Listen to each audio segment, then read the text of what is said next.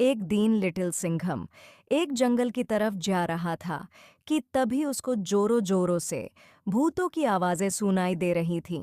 फिर तभी लिटिल सिंघम चौंक जाता है क्योंकि उसके सामने एक चुड़ैल आ जाती है और चुड़ैल उसको एक पिंजरे में बंद कर देती है। और चुड़ैल कहती है, पागल लिटिल सिंघम, मैंने ही तुझको इस जंगल में बुलाया है ताकि मैं अपना बदला ले सकूं। तभी लिटिल सिंघम चुड़ैल से कहता है, अरे चुदैलम, जिससे तुम बदला लेना चाहती हो ओ मैं नहीं हूँ, ओ तो मेरा जुड़वा भाई है लिटिल शेरा। तो गाइस, क्या सच में लिटिल सिंघम का कोई जुड़वा भाई है? देखेंगे अगले एपिसोड में। एक दिन की बात है। लड्डू और लिटिल सिंघम एक जगह पर खेल रहे थे कि तभी वहाँ पर बबली आ जाती है और लड्डू से कहती है, लड्डू, तुम्हारी मम्मी ने तुम्हें घर पे बुलाया है, चलो जल्दी से मेरे साथ। फिर लिटिल सिंघम कहता है, हाँ लड्डू जाओ, तुम्हारी मम्मी ने तुम्हें बुलाया है। फिर तभी लड्डू और बबली अपने घर की तरफ जाने लगते हैं। लेकिन तभी लिटिल सिंघम को वहाँ पर बबली दिखती है और वो बबली से कहता है, अरे बबली, तुम तो अभी लड्डू के साथ गई थी ना, और इतनी जल्दी उसके घर से वापस कब आ गई? फिर तभी बबली कहती है, अरे लिटिल सिंघम, ये तुम कैसी बातें कर रहे हो? मैं तो अभी अभी घर से आई हूँ और लड्डू को तो मैंने सुबह से देखा भी नहीं है। फिर तभी लिटिल सिंघम समझ जाता है कि यह किसकी चाल है। तभी वह जाता है और देखता है कि लड्डू को एक पिंजरे में काल राक्षस ने बंद किया है और वह उससे कह रहा है, तुम्हारे दोस्त को जल्दी से कॉल करो और यहाँ पर बुलाओ। तभी लिटिल सिंघम कहता है, तुम्हें कॉल करने की ज़रूरत नहीं काल राक्षस, मैं तो पहले से ही आ गया हूँ तुम्हें ख़त्म करने के लिए।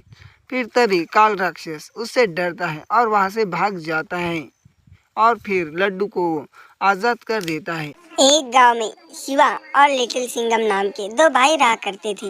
एक दिन उनकी माँ बबली रास्ते से जा रही थी कि तभी एक कार एक्सीडेंट में उसकी मौत हो जाती है। फिर वह दोनों भाई अनाथ हो जाते हैं।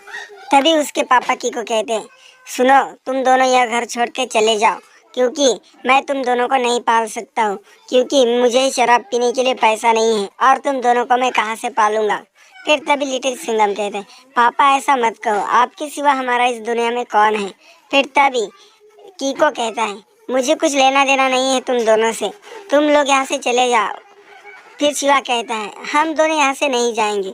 फिर तभी कीको उनके कान के नीचे थप्पड़ लगा देता है और फिर उनसे कहता है, ये रोना धोना बंद करो और निकल जाओ मेरे घर से। फिर वह दोनों भाई उनके घर से निकल जाते हैं और रास्ते पर भीख मांगने लगते हैं।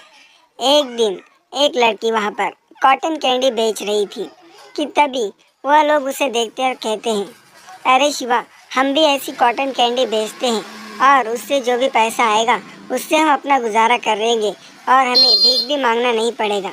फिर वह दोनों कॉटन कैंडी खरीद लेते हैं और उनको बेचने लगते हैं।